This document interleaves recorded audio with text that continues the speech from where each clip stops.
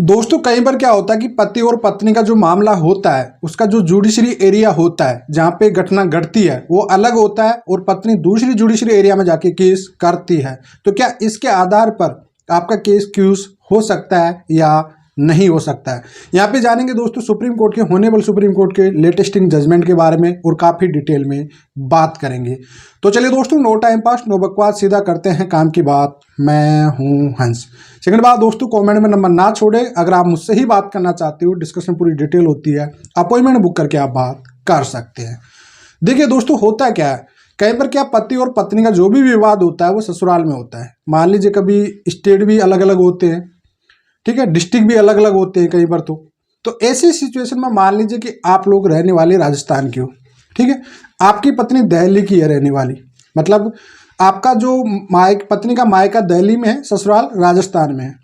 अब जो घटना घटी है वो राजस्थान में घटी है। अब सीआरपीसी भी ये कहती है कि भाई जो घटना घटती है वहाँ की लोकल पुलिस के पास इसका राइट इन्वेस्टिगेशन का पावर होना चाहिए।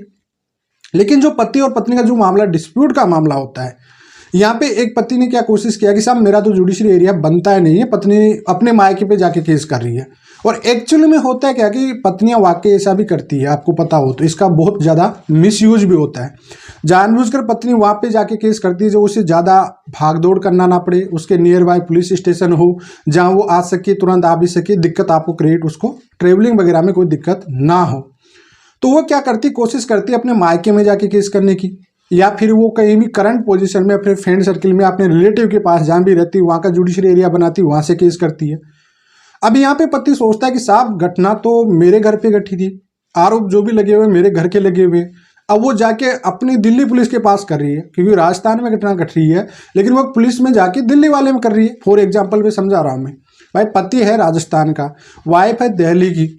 अब घटना घट गई उनकी राजस्थान में, अब पत्नी जाके दिल्ली में केस कर रही है। अब इन्वेस्टिगेशन तो जो जुडिशरी एरिया बना हुआ है वो राजस्थान का बना हुआ है। अब पुलिस, राजस्थान पुलिस के पास इसका पावर होना चाहिए, लेकिन इसकी इन्वेस्टिगेशन वगैरह जो भी केस कंप्लेंट दर्ज करेगी वो दिल्ली पुलिस करेगी और इन्वेस्टिगेशन भी दिल्ली पुलिस करेगी। और आपको पता है कितनी इन्वेस्टिगेशन होती है 498 में, 90% केसों में तो पुलिस थाने में बैठ के इन्वेस्टिगेशन हो जाती है, चार्जशीट वहीं बैठ के तैयार हो जाती है। अब कई बार पतियों के सवाल भी आते हैं, कई बार पति सुप्रीम कोर्ट, हाई कोर्ट तक भी चले जाते हैं इन मामलों को लेके कि साहब मेरा तो जुडिशरी एरिया बन ही नहीं रहा। सीआरपीसी वगैरह सब ये कहती है कि भैया मेरा जुडिशरी एरिया नहीं बनता, इस वजह से क्यूज किया जाए कि केस बन ही नहीं रहा।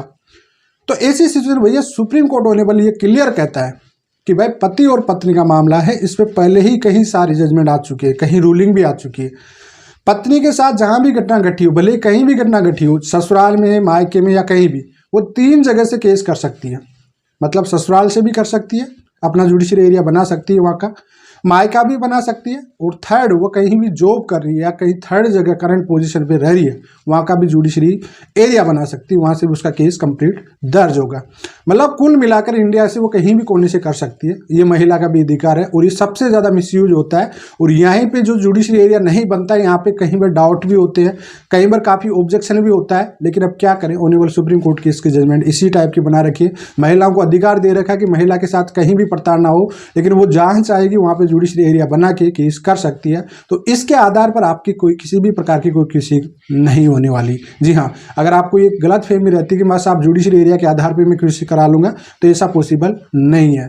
तो आई होप दोस्तों आपका जो डाउट रहता है बार बार इस वीडियो में पूरी तरह से क्लियर हो गया होगा। फिलहाल आज के लिए इतना ही। जय हिंद, वंदे मातरम दोस्तों।